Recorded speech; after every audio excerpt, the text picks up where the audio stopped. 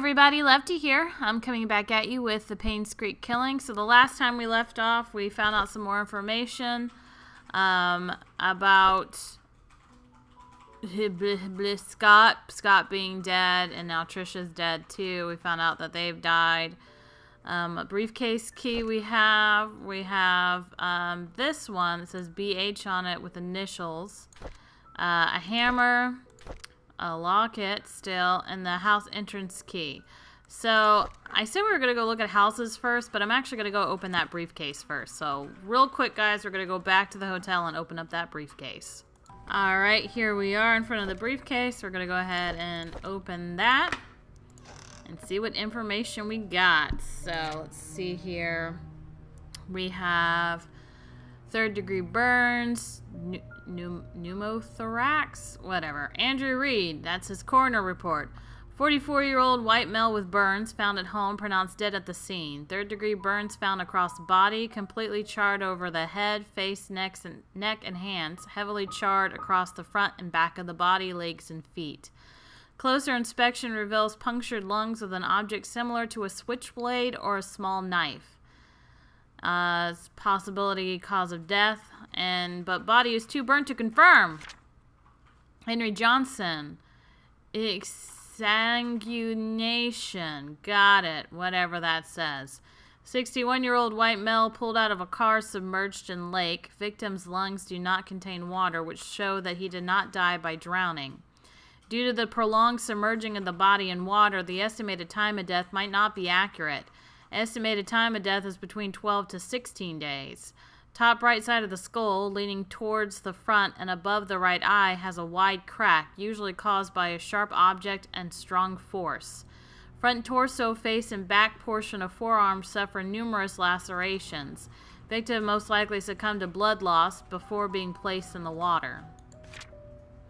Vivian Roberts, 55-year-old white female, found lying in the front of the mansion gates, pronounced dead at the scene. 12-centimeter wide and 7-centimeter deep crack found on the right side of the head. Impact caused by strong force with a sharp object. Lacerations on front torso and back sides of both forearms. Victim died from loss of blood. So we can tell that they were all stabbed a lot. Stabby McStabberson came by. Oh, that's a picture of the thingy I need. Alright, hold on one second. Where was my math? What did I do with my math? Where'd my math go, guys? I mathed and now I lost my math. Alright, well, hold on a second. I'm going to math again real quick. Give me one sec. 137? I think that's the amount I need. 137? I'll take a picture of it just in case somehow I got that wrong. But I think the amount is 137. The code for Charles' safe in the gallery is Vincent's birthday. How could I not have thought about that? Well, I've already thought about it. Call Sheriff James, check his file, 7741. Okay, so I believe that's a code to that drawer in the sheriff's office that we couldn't access before. So now we can. So now that we've done that, let's go to Bernard's house, and we're going to see if I can, if I figured this out correctly. I'm pretty sure I did. I don't remember if I have the score. Come on.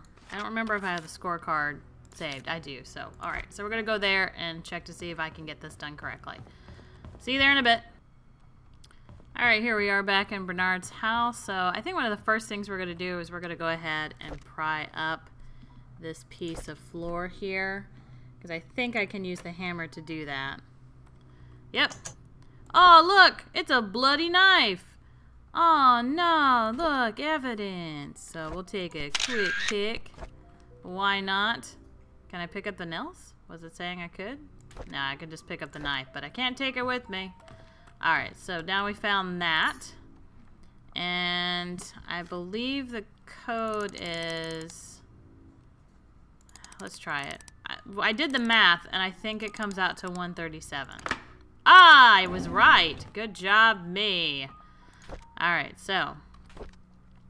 When the police reported that Vivian was murdered, I was floored. I still don't know what to do. My mind is blank. All I can think is, how did it happen? How can Vivian be dead? Everyone's mourning about Vivian's death. People are coming or calling in to express their condolences. Charles hasn't been out of his room for days, and Trisha's crying her heart out. Dorothy has been assigning busy work to all in the mansion employees, hoping that it would take their minds off of Vivian's death. Samuel, our security guard, has been reviewing all the tapes of the past 2 weeks for any suspicious activities.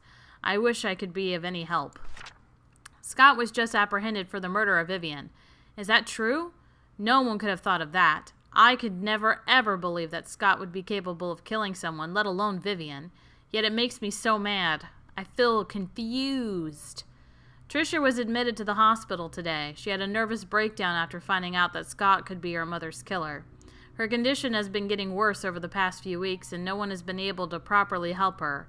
Charles finally decided to seek help from the hospital. Matthew never believed that his son killed Vivian. He hired some fancy lawyers to defend him. Scott's been released on bail today. It's beyond ridiculous. I don't think Scott should have been released at all, despite the insufficient evidence. He killed Vivian. I know that he's guilty. Everyone knows it. They should have gone ahead and prosecuted him.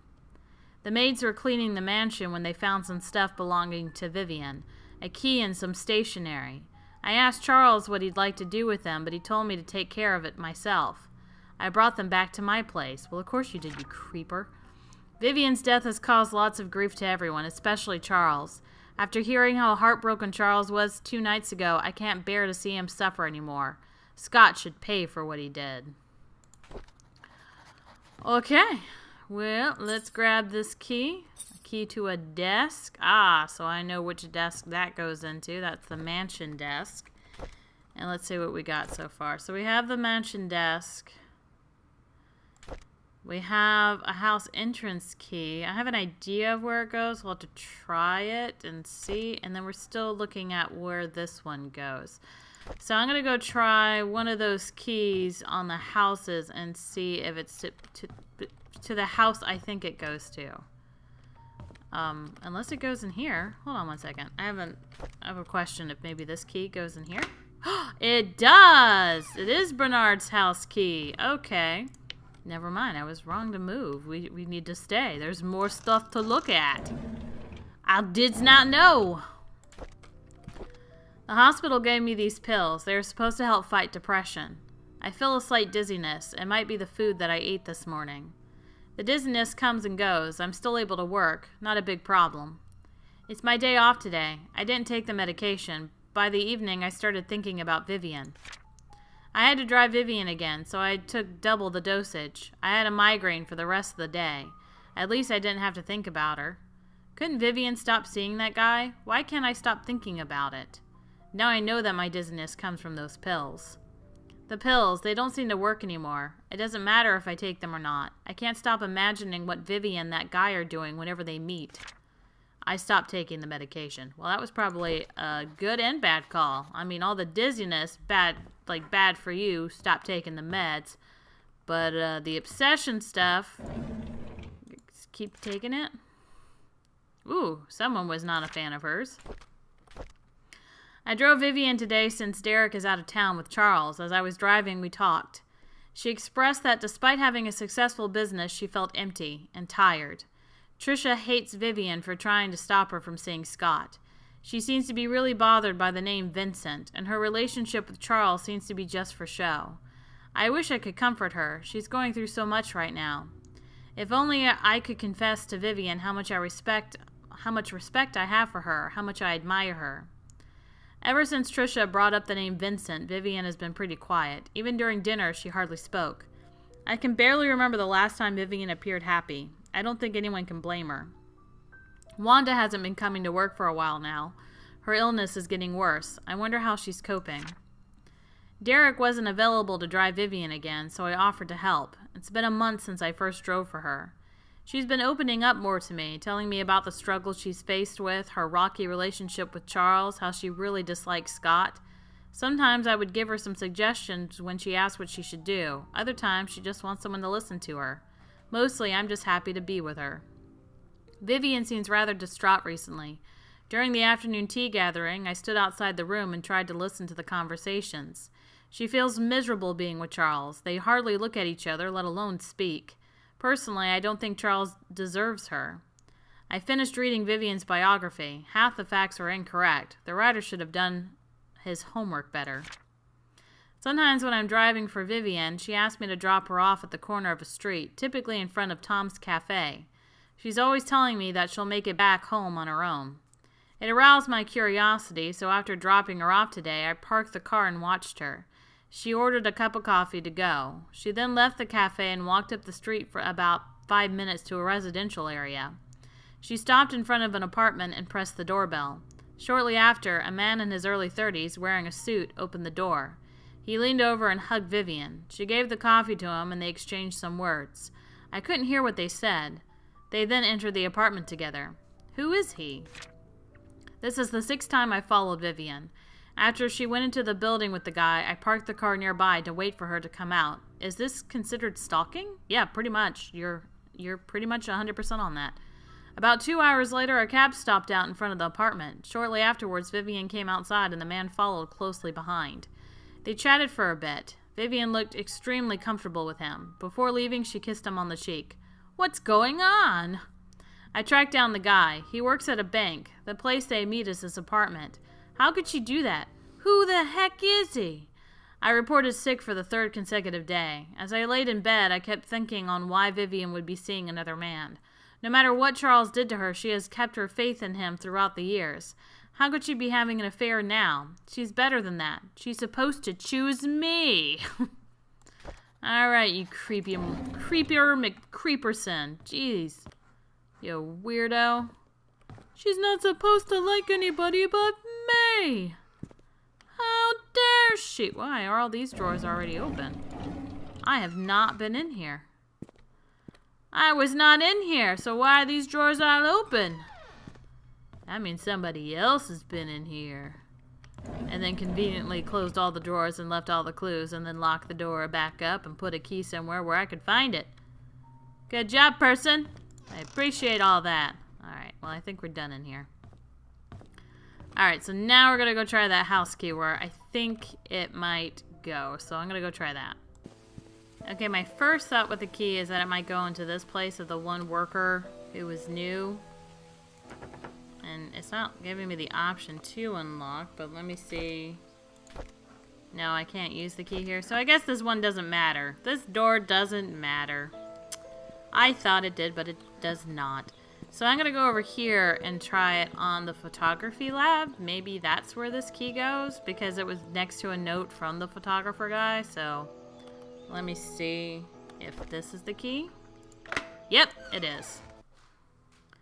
I thought it might have been. So now we're in here in the photography lab and we can go find those equipment and stuff. But let's look for clues just in case. You never know. Maybe this guy was watching everything unfold and was making notes. Who knows? He's the photographer with a whole bunch of stuff he left. Boy. Okay, we're back in here. Anything in our drawers? Dear Mr. Oliver Gibson, we regret to hear that Father Matthew will not be joining any part of the annual religious gathering event from July 18th till the 23rd in South York. We received Father Matthew's memo yesterday stating that he was not feeling well. I assume he has also informed you about this last-minute change. Please send him our regards. We wish him a safe, swift recovery so he may serve the people of Painscreek soon. Reverend Todd McDermott.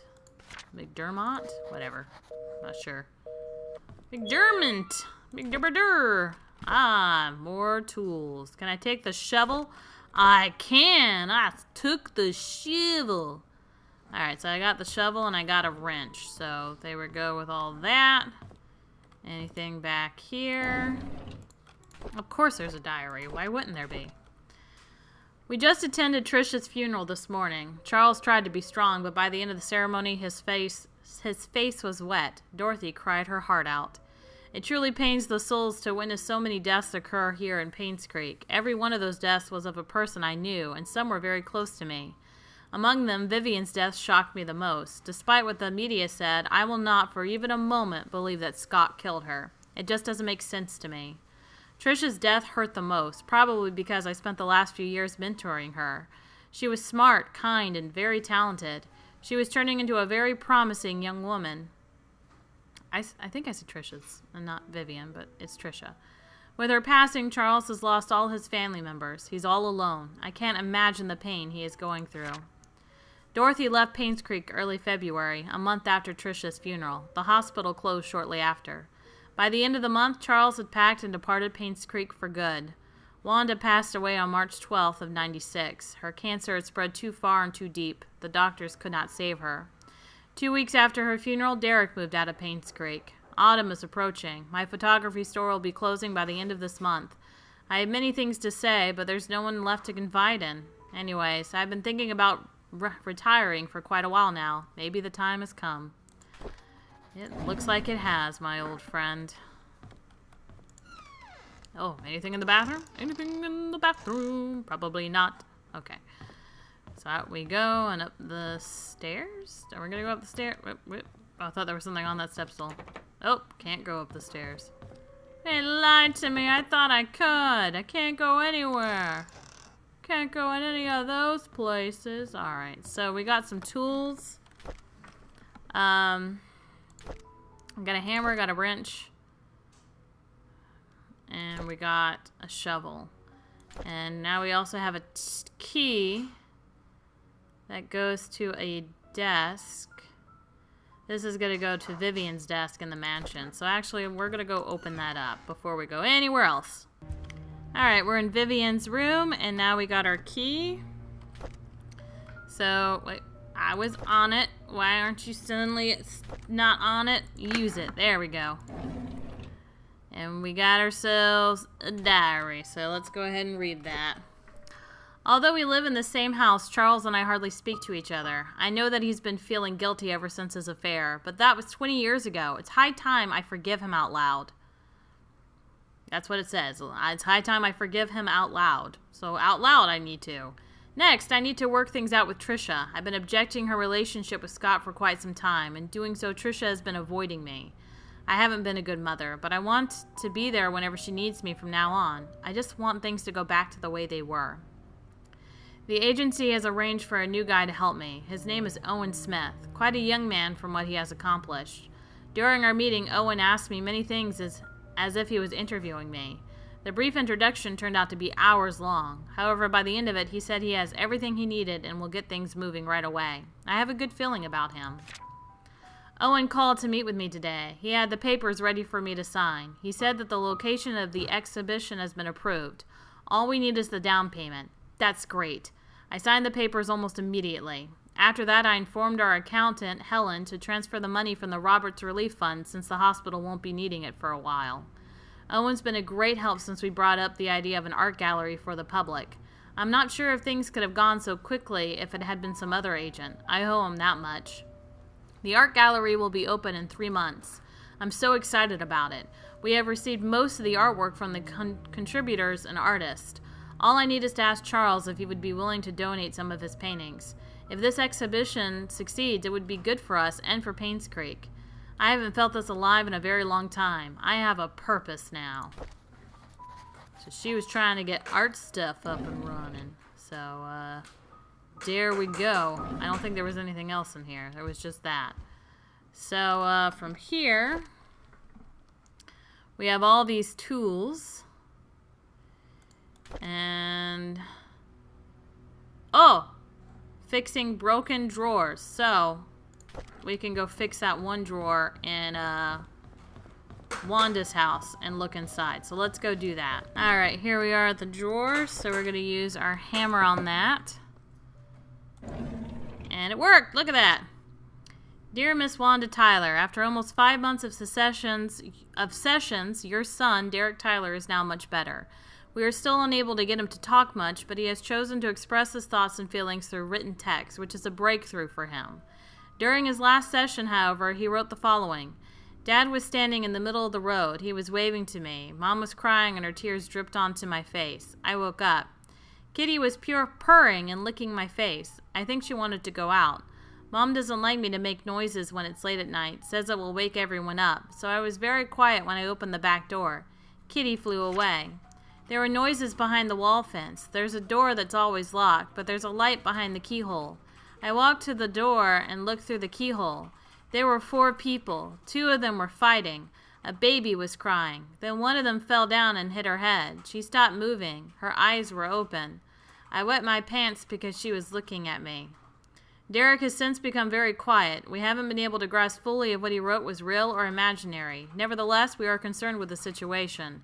Kindly get back to us so we can discuss further steps in helping him. Head of Child Psychiatric Department. So now we know that he inadvertently witnessed Sophia's death. The school called. The principal told me that the kids have been calling Derek names, saying that he's a child. I know that Derek wants to know where his father is. I don't know what to say to him. The school called me again and told me that Derek poked a bird's nest till it fell off the tree. After that, he stoned the chicks to death. This resulted in him being suspended from school for a week. The principal asked if Derek had suffered any kind of trauma that would cause him to act like this. I cannot tell him that Derek witnessed Sophia being killed. He was only 5 when that happened. Oh, so you knew about this. Derek stopped going to school. He told me school isn't for him. I should not have asked him to keep quiet about Sophia's death. He must have been bottling up his emotions all these years. Maybe it's time I start homeschooling him. Wow, so you knew. I forgot that you knew. I thought that, you just had cancer and stuff and just didn't like her on the sidelines. I didn't know you knew she died. I didn't know that you knew about all that. Well, shucks. We just learned some new information. Well, let's see what else we got. Well, I know that there was something. I think I took a picture of it. Did I take a picture of it, or was it a journal? Let me see. It's not a big deal. We saw a letter a little while ago about a hidden object somewhere. In fact, I know what it was. It was, gosh darn it, wrong button again. It was a picture of the sewer. Remember, it has the time capsule right here in the cemetery. So we're actually going to go dig up the time capsule. So let's go do that. Maybe there's more evidence in there. Alright, so we're in the graveyard. We have all of our dead people over there. And the map shows it in here. But you gotta find it just right. I still remember where it was because it took me forever to find this before. But it's in this... It's in this area. See? Found it. Use. So now we got into the box. Trisha, congratulations. I'll always love you. From Mom. Time capsule. Aw, a lovely drawing of all of them. Best friends forever. Take a picture of that. Keep that in my scrapbook. I want to be their best friend too. We got a bishop in here. And a note. Secrets of Painscreek. Hidden room and study room, which we have already found. Underground secret passage. Hospital. Future detective Scott. Secret room above father's room. We'll have to look at that one later. But we're gonna keep on trucking it with the clues we got and see what else we can do. This can be used on drain covers. So the hammer can use for broken drawers and nails and all that. Used for digging out snow, another material. I'm curious about where else I'm supposed to go. So hold on a second, guys. Okay, so I know where to go. I realized that I forgot about the code and for the sheriff's room. So we're going to take care of that real quick. So we have the filing cabinet over here that requires a code. And if I'm remembering it off the top of my head correctly, it's 7741. Yep, that was it. So now we can open these drawers and read stuff. The crack in Vivian Roberts' skull shows that the weapon used is an object with a heavy sharp end. Something like an axe would fit the description.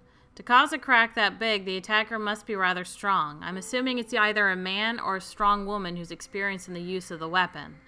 The victim must have been facing the attacker because of the lacerations found on the front of her torso, as well as the backside of both forearms, showing that she tried to block the attacker by holding up her arms. The fatal strike landed on the right side of the victim's head, just above her right eyebrows. This clarifies the following: that the victim was facing the killer, that the killer is strong enough to land such a clean but deadly blow, and that the killer is left-handed. Since the murder weapon was never recovered and confirmed, my assumption of it being an axe still remains. Since this is me doing you a solid, do not, under any circumstances, leak this information or I'll be in big trouble. The guys here in Grand City don't want anyone more than necessary to know about these details. Hope the above information helps. Sean M. Smith. Oh, look at that. Us lefties murdering people and all that stuff. Charles Robert. I wasn't here when my wife was killed. I left for New York on July 18th to attend a conference meeting that was supposed to last for 3 days. I was supposed to be back on the weekend. On the morning of July 20th, however, I received a phone call from our butler, Bernard, informing me that Vivian had been murdered. I could not believe what I heard. I cut short my trip and immediately came back to Painscreek. Matthew Brooks. There is an annual religious gathering event in Hartford where pastors from different churches in our state's vicinity meet and discuss what we can do to help our society. The event started on July 18th and ran for 5 days, so it ended on July 23rd. I represent Painscreek Trinity Church at the event. Our church can confirm this because we had to cancel our Sunday service that week. Thank God. Bernard Hopkins. I was preparing for the fundraising event when I felt sick. However, there was no one who can really do my job, so I kept working. At about 9 in the evening, I was too sick to continue, so I bid Vivian goodnight and headed back home.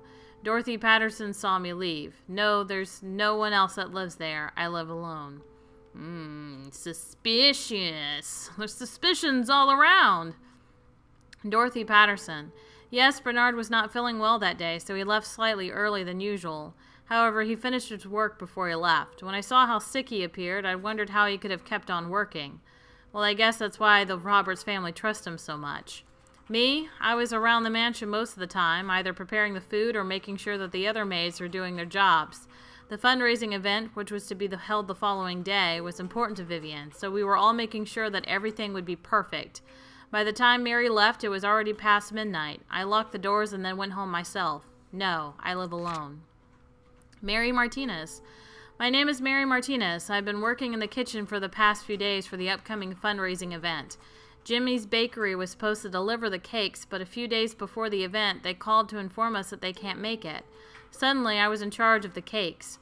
I was so mad because we didn't have much time, and this event was supposed to be extremely crucial for Vivian's business.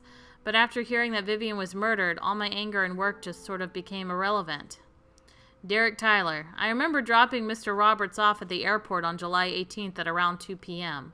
I was supposed to come back after that to drive around for Vivian, but she told me to take a break since I hadn't had a day off for quite some time. I decided to visit a friend of mine who was moving upstate to West Dakota. What sort of friend? An elementary school buddy that used to live here but moved when he received a scholarship. I stayed at his place for a few days before coming back to Painscreek. Yes, he can vouch for me. I have his number at home. I can give it to you later. Derek never gave me the number. Well, now we have 3 suspicious people. So, think about those things, guys. Come back to me who you think might have done it. Who done the deeds? Ah, more keys. A car key. Ah, we finally found a car key. Can I take the whistle? Can I blow the whistle? Do I get the train? Nah? Alright, I don't get to blow the whistle, guys. I'm kind of disappointed. Anyway, we actually got kind of far today. We found so much information out. I already know who done did it, but I want to see what you guys can figure out. So leave a comment down below who you think has killed Vivian and who killed everybody else. Why not? Just solve the murders for everybody. And we'll definitely go from there when we come back. So next time we get back in here, we're actually going to go to the car and open up that little glove box so we can get the clues in there. We're also going to go back to the safe in the art room, which I totally forgot about, and we're going to open that because now we have Vincent's birthday. And we'll move from there. So thank you guys so much for joining me. I hope you have a wonderful night, and I'll check you guys later. Bye!